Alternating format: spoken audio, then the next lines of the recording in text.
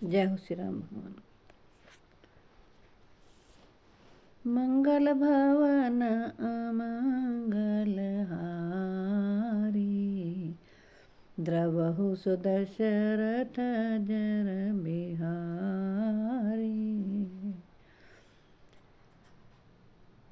मंत्री, वैद्य और गुरु, ये तीन यदि प्रसन्नता के भय या लाभ की आशा से हित की बात ना कहकर प्रिय बोलते हैं, ठक्कू सुहाती कहते हैं, तो राज्य, शरीर और धर्म, इन तीनों का शीघ्र ही नाश हो जाता है। अब इससे आगे, सोई रावण कहूँ बनी सहाई, जय सिया राम, स्तुति करहि सुनाई सुनाई, जय सिया राम। अवसर जाने विभीषण आवा, जय सिया राम, भ्राता चरण शीश तेहि नावा, जय सिया राम। रावण के लिए भी वही सहायता संयोग आ बनी है। मंत्री उसे सुना सुनाकर मुंह पर स्तुति करते हैं। इसी समय विभीषण जी आए। उन्होंने बड़े भाई के चरणों में सिर नवाया। पुनि सिरुनाई बैठ निज आसन, जय सिया राम, बोला वचन पाई अनुशासन, जय सिया राम।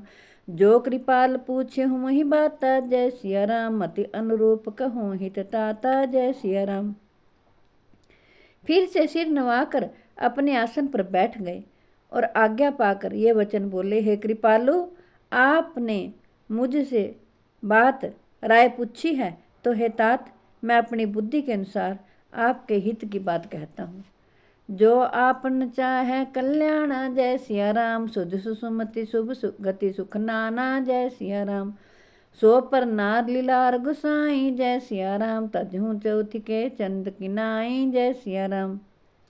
जो मनुष्य अपना कल्याण, सुंदर यश, सुबुद्धि, शुभ गति और नाना प्रकार के सुख चाहता है, वह हे स्वामी पर स्त्री के ललाट को चौथ के चंद्रमा की तरह त्याग दे। अर्थात जैसे लोग चौथ के चंद्रमा को नहीं देखते, उसी प्रकार पर स्त्री का मुख ही न देखे। 14 भुवन एक पति होई, जय सिया राम, भूत द्रोह तिष्ठई नहीं सोई, जय सिया राम। गुण सागर नागर नर जो, जय सिया राम, अलप लोभ बल कही न को, जय सिया राम।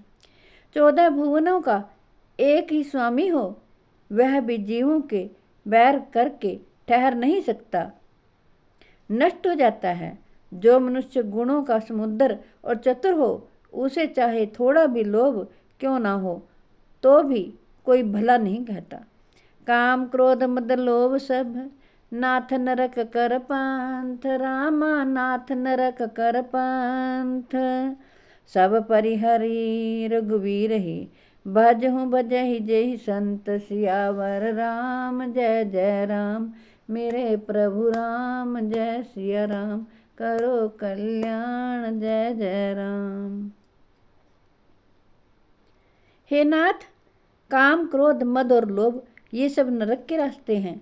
इन सब को छोड़कर श्री रामचंद्र जी को भजिए, जिन्हें संत सतपुरुष भजते हैं। तात राम नहीं नर भूपाला, जय सिया राम, भुवनेश्वर कालहु कर काला, जय सिया राम। ब्रह्म अनामय अज भगवंता, जय सिया राम, व्यापक अचित अनादि अनंता, जय सिया राम। हे तात, राम मनुष्यों के ही राजा नहीं हैं, वे समस्त लोकों के स्वामी और काल के भी काल हैं। वे संपूर्ण ऐश्वर्य, यश, श्री, धर्म, वैराग्य एवं ज्ञान के भंडार हैं, भगवान हैं। वे निरामय, विकार रहित, अजन्मा, व्यापक, अजेय, अनादि और अनंत ब्रह्म हैं। गोद्विज देनु देव हितकारी, जय सिया राम, कृपा सिंधु मानुष तनुधारी, जय सिया राम। जन रंजन भंजन कल भ्राता, जय सिया राम, वेद धर्म रक्षक सुनु भ्राता, जय सिया राम।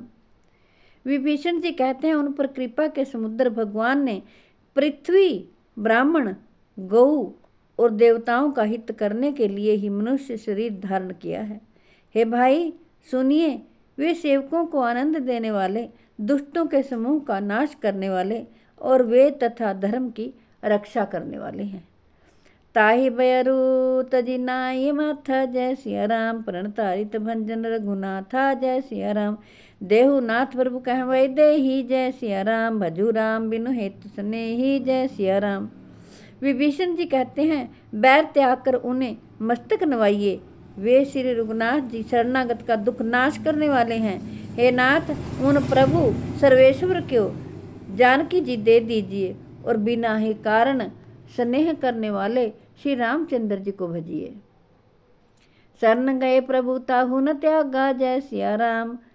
विश्व द्रोह कृत अग जहि लागा, जय सिया राम। जासु नाम त्रय तापन सावन, जय सिया राम। सोई प्रभु प्रगट समझुई जिय रावण, जय सिया राम। विभीषण जी कहते हैं, जिसे संपूर्ण जगत के द्रोह करने का पाप लगा है, शरण जाने पर प्रभु उसको भी त्याग नहीं करते हैं। जिनका नाम तीर्थों तापों का जिनका नाम तीनों तापों का नाश करने वाला है, वे ही प्रभु भगवान मनुष्य में प्रकट हुए हैं। हे रावण, हृदय में यह समझ लीजिए, बार बार पद लागऊं, विनय करहूँ दस शीश। रामा विनय करहूँ दस शीश, परिहरि मान मोह मद भजु कौशलाधीश। सियावर राम जय जय राम, मेरे प्रभु राम जय सिया राम। करो कल्याण जय जय राम। हे दस शीश, मैं बार बार आपके चरणों के लगता हूँ और विनती करता हूँ कि मान मोह और मद को त्याग कर आप कौशलपति श्री रामचंद्र जी का भजन कीजिए। मुनि पुलस्ती निज शिष्य सन, कही पठई यह बात। तुरत सो मैं प्रभु सन कही, पाई सुअवसर तात। सियावर राम जय जय राम, मेरे प्रभु राम जय सिया राम। करो कल्याण जय जय राम। हे दस शीश, मैं बार बार आपके चरणों से लगता हूँ। मुनि पुलस्त्य जी ने अपने शिष्य के हाथ यह बात कहला भेजी है। हे तात, सुंदर अवसर पाकर मैंने तुरंत ही यह बात प्रभु आपसे कह दी है। माल्यवंतति सचिव से आना, जय सिया राम। तासु वचन सुनियति सुख माना, जय सिया राम। तात अनुज नीति भूषण, जय सिया राम। सो उर्धरु जो कहत विभीषण, जय सिया राम। माल्यवान नाम का एक बहुत ही बुद्धिमान मंत्री था। उसने उन विभीषण के वचन सुनकर बहुत सुख माना और कहा, हे तात, आपके छोटे भाई नीति विभूषण नीति को भूषण रूप में धारण करने वाले अर्थात नीतिमान हैं। विभीषण जो कुछ कह रहे हैं उसे हृदय में धारण कीजिए। रिपुत कर्ष करत शठ दो, जय सिया राम। दूरी न करहु यहाँ है को, जय सिया राम। मालवंत गही गृह गयो बहोरी, जय सिया राम। कही विभीषण पुनि कर जोरी, जय सिया राम। रावण ने कहा, ये दोनों मूर्ख शत्रु की महिमा बखान रहे हैं, यहाँ कोई है, इन्हें दूर करो ना। तब माल्यवान तो घर लौट गया और विभीषण जी हाथ जोड़कर फिर कहने लगे, सुमति कुमति सबके उर धरई, जय सिया राम। सुमति कुमति सबके उर रही, जय सिया राम। नाथ प्राण निगम अस कहीं, जय सिया राम। जहाँ सुमति तय संपत्ति नाना, जय सिया राम। जहाँ कुमति तय विपत्ति निदाना, जय सिया राम। हे नाथ, पुराण और वेद ऐसा कहते हैं कि सुबुद्धि अच्छी बुद्धि और कुबुद्धि खोटी बुद्धि सबके हृदय में रहती है। जहाँ सुबुद्धि है वहाँ नाना प्रकार की संपदाएं सुख की स्थिति रहती है और जहाँ कुबुद्धि है वहाँ परिणाम में विपत्ति रहती है। तब उर कुमति बसी विपरीता, जय सिया राम। हित अनहित मानो रिपु प्रीता, जय सिया राम। काल रात्रि निश्चर कुल केरी, जय सिया राम। ते सीता पर प्रीति घनेरी, जय सिया राम। आपके हृदय में उल्टी बुद्धि आ बसी है, इसी से आप हित को अहित और शत्रु को मित्र मान रहे हैं। जो राक्षस कुल के लिए काल रात्रि के समान है, उन सीता पर आपकी बड़ी प्रीति है। तात चरण गही मांगहूँ, राखहु मोर दुलार। सीता देहु राम कहूँ, अहित न होए तुम्हार। सियावर राम जय जय राम, मेरे प्रभु राम जय सिया राम। करो कल्याण जय जय राम। हे तात, मैं चरण पकड़कर आपसे भीख मांगता हूँ, विनती करता हूँ कि आप मेरा दुलार रखिए। मुझ बालक के आग्रह के स्नेह पूर्वक स्वीकार कीजिए। श्री राम जी को सीता जी दे दीजिए, जिसमें आपका अहित ना हो। बुद्ध पुराण श्रुति सम्मत वाणी, जय सिया राम। कई विभीषण नीति बखानी, जय सिया राम।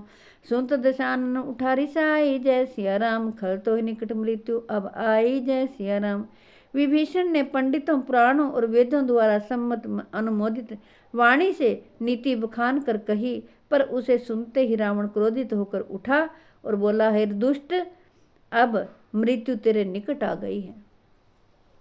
जियसी सदा शठ मोर जियावा, जय सिया राम। रिपु कर पक्ष मूड तो ही भावा, जय सिया राम। कैसी नखल असको जग माही, जय सिया राम। भुजबल जाही जीता मैं नाही, जय सिया राम। अरे मूर्ख, तू जीता तो है सदा मेरा जिलाया हुआ, अर्थात मेरे ही अन्न से पल रहा है, पर हे मूढ़ पक्ष, तुझे शत्रु का ही अच्छा लगता है। अरे दुष्ट, बता ना, जगत में ऐसा कौन है जिसे मैंने अपनी भुजाओं के बल से ना जीता हो। ममपुर बसी तपसीन पर प्रीति, जय सिया राम। शठ मिलु जाई तिन्हि कहु नीति, जय सिया राम। अस कही किन्ने से चरण प्रहारा, जय सिया राम। अनुज गहे पद बारही बारा, जय सिया राम। मेरे नगर में रहकर प्रेम करता है तपस्वियों पर। मूर्ख, उन्हीं से जा मिल और उन्हीं को नीति बता। ऐसा कहकर रावण ने उसे लात मारी, परंतु छोटे भाई विभीषण ने मारने पर भी बार बार उसके चरण ही पकड़े हैं। उमा संत कई अही बढ़ाई, जय सिया राम। मंद कर जो कर ही भलाई, जय सिया राम। तुम पितु सरस भले ही मोहि मारा, जय सिया राम। राम भजे हित नाथ तुम्हारा, जय सिया राम। शिव जी भगवान कहते हैं, हे उमा, संत की यही बढ़ाई है, महिमा है कि वे बुराई करने पर भी बुराई करने वाले की भलाई ही करते हैं। विभीषण जी ने कहा, आप मेरे पिता के समान हैं, मुझे मारा सो अच्छा ही किया, परंतु हे नाथ, आपका भला तो श्री राम जी को भजने में ही है। सचिव संगला न पथ गयु, जय सिया राम। सब ही सुनाए कहत अस भयु, जय सिया राम। इतना कहकर विभीषण अपने मंत्रियों को साथ लेकर आकाश मार्ग से गए और सबको सुनाकर ये ऐसा कहने लगे, राम सत्य संकल्प प्रभु सभा काल वर्ष तोरी। रामा सभा काल वर्ष तोरी, मैं रघुवीर शरण अब जाऊं देहु जनि खोरी। सियावर राम जय जय राम, मेरे प्रभु राम जय सिया राम। करो कल्याण जय जय राम। श्री राम जी सत्य संकल्प एवं सर्वसमर्थ प्रभु हैं, और हे रावण, तुम्हारी सभा काल के वश है, अतः मैं अब भी रघुवीर की शरण में अब श्री रघुवीर जी की शरण में जाता हूँ, मुझे दोष मत देना। मंगल भवन अमंगल हारी, द्रवहु सुदशरथ जर बिहारी। अस कही चला विभीषण जब ही, जय सिया राम। आयुहीन भय सब तब ही, जय सिया राम।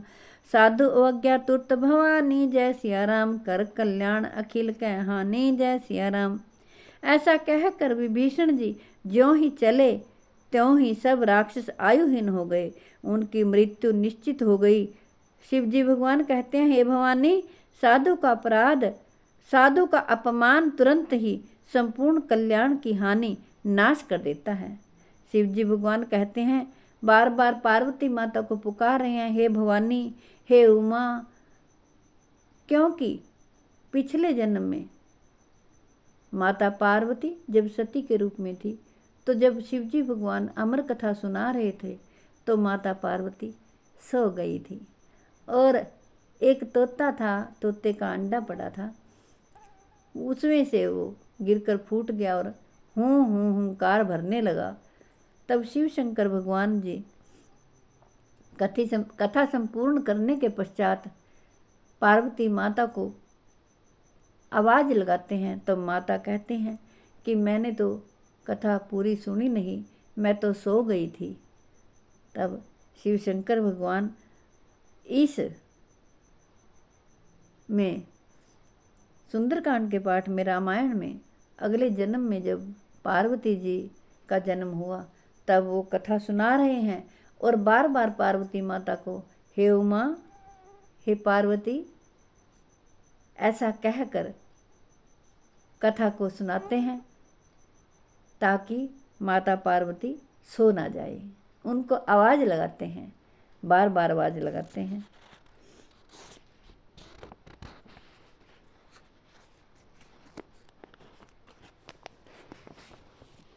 मैं आपसे हाथ जोड़कर प्रार्थना करती हूँ, मेरे बोलने में कहीं कहीं त्रुटि हो जाती है, इसलिए आप मुझे क्षमा करना।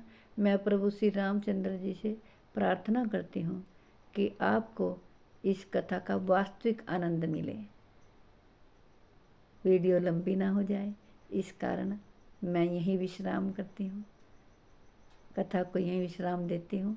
विश्व के कल्याण के लिए, जगत के कल्याण के लिए मैंने ये सुंदरकांड का पाठ आपको सुनाया है और इसका अर्थ करके आपको बताया है। यदि हम समझ कर रामायण को पढ़ें तो किसी घर में कलह क्लेश ना हो और सभी भगवान श्री रामचंद्र जी के दिखाए रास्ते पर चलें।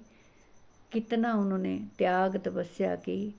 और देखिए, जब राजा दशरथ और माता कौशल्या ने बहुत तपस्या करी थी, 23,000 वर्ष तक उन्हें तपस्या करी, तब श्री रामचंद्र जी त्रिलोकीनाथ ने कहा था कि त्रेता युग में मैं आपके घर में जन्म लूँगा। और जब भगवान श्री रामचंद्र जी ने जन्म लिया और उसके बाद आप सबको पता है, जब शादियाँ हो गई भाइयों की, सबकी, भरत जी की, माता सीता आ गई घर में, तो कैकेयी माता ने मुँह दिखाई उनको स्वर्ण का कनक महल दिया था, मुँह दिखाई। इतना प्रेम करते थे और सभी प्रेम से रह रहे थे। एक मंथरा के कहने में आकर कैकेयी माता ने श्री रामचंद्र जी को वनवास दे दिया, जो त्रिलोकीनाथ थे, जो अयोध्या का राज्य करने वाले थे और उनके राजा दशरथ के दरवाजे पे भाट उनका यशगान करते थे हर रोज सुबह। तो जिस दिन भगवान श्री राम को राज्य मिलना था तो भगवान श्री राम जी और सीता माता दोनों अपने महल में बैठे थे। वो सोच रहे थे कि देखो मनु शत्रुपा ने कितना घोर तप किया था और हमें पाने के लिए, तो और आज ये हर रोज कैकेयी के यहाँ शयन करने के लिए जाते थे और कौशल्या माता श्री राम भगवान बैठे रहते थे। और ऐसा हुआ कि भगवान कहते थे मैं तो उद्धार करने के लिए आया हूँ, मैं राज्य का क्या करूँगा। सरस्वती माता को सभी देवताओं ने कैकेयी के पास भेजा तो उसकी जुबान पे सरस्वती माता बैठ गई और उनसे ही कहलवा दिया कि राम को राज्य नहीं, भरत को राज्य दो और श्री रामचंद्र जी को वनवास दो। राजा दशरथ जो इतने महान राजा थे, चक्रवर्ती राजा थे, देवता भी उनको देखकर सिंहासन छोड़ देते थे और वो सिंहासन पर बिठाते थे अपने बराबर। एक स्त्री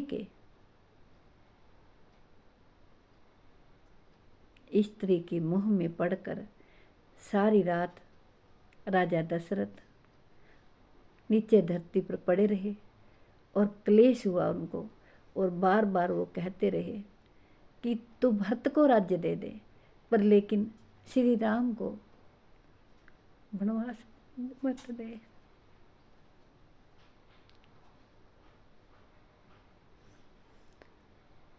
अपने वचनों में बंधे हुए राजा दशरथ ने कहा कि तूने ये क्या मांग लिया? श्री राम तो मेरे प्राण है।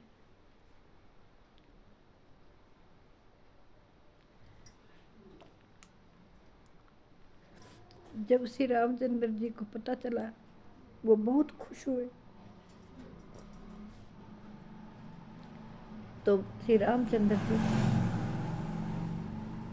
वनों में चले गए। सीता माता जो थी,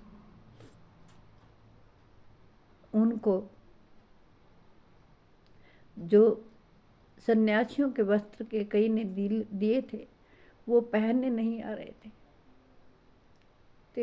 तब श्री रामचंद्र जी ने सीता माता के वो वलकल पहनाए।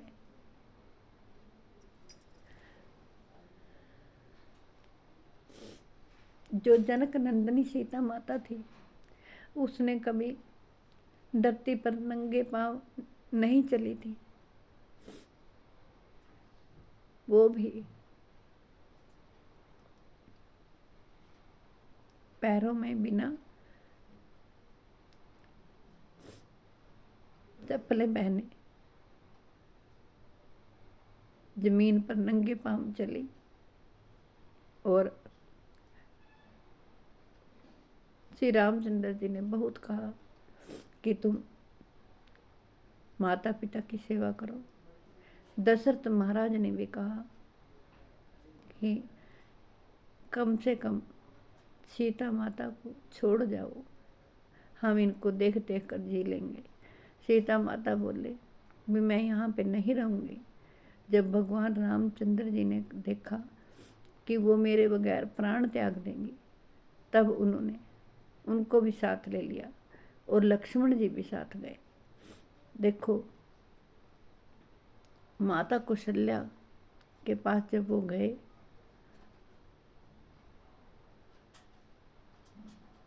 तो माता ने कहा कि आपका तो राज्य होने वाला था, राज्याभिषेक। तब माता कौशल्या ने कहा कि बेटा, अगर माता पिता की आज्ञा है तो आप जाइए, वन में जाइए। तब श्री रामचंद्र जी ने कहा, माता, मेरे को पिताजी ने वन का राज्य दिया है,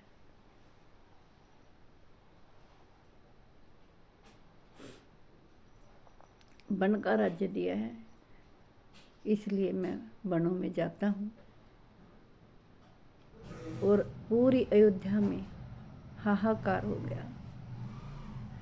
कहाँ तो राज्य होना था, राज्याभिषेक होना था। तब मंत्री सुमंत को बुलाकर राजा दशरथ ने कहा था कि आप इन्हें थोड़ा इधर घुमा करके वापस ले आओ। और पूरी प्रजा श्री रामचंद्र जी के साथ वनों में जाने लगी।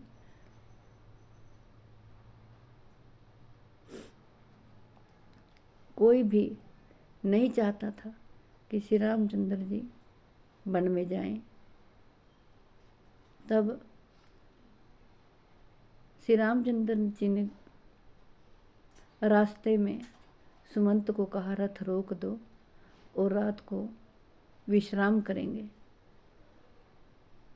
जब सारी प्रजा सो गई, श्री रामचंद्र जी ने कहा, सुबह चुपके से उठकर कि चुपचाप आप रथ को इधर उधर घुमा कर ले चलो।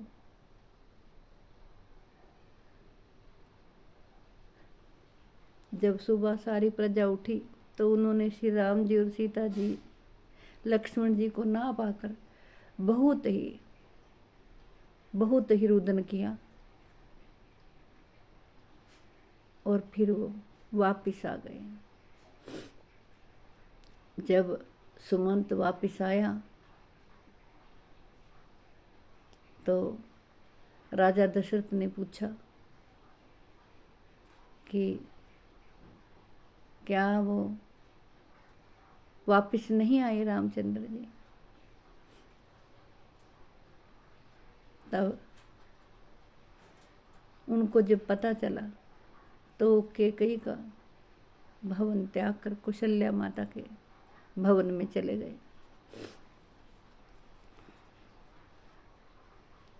कौशल्या माता के भवन में जाकर उन्होंने कहा, मेरे को एक ही दुख है कि सुकुमार श्री रामचंद्र जी बिना कुछ कहे मुस्कुराते हुए जंगल में चले गए। कुछ तो बोलते, कुछ तो कहते, लेकिन उन्होंने कुछ नहीं कहा।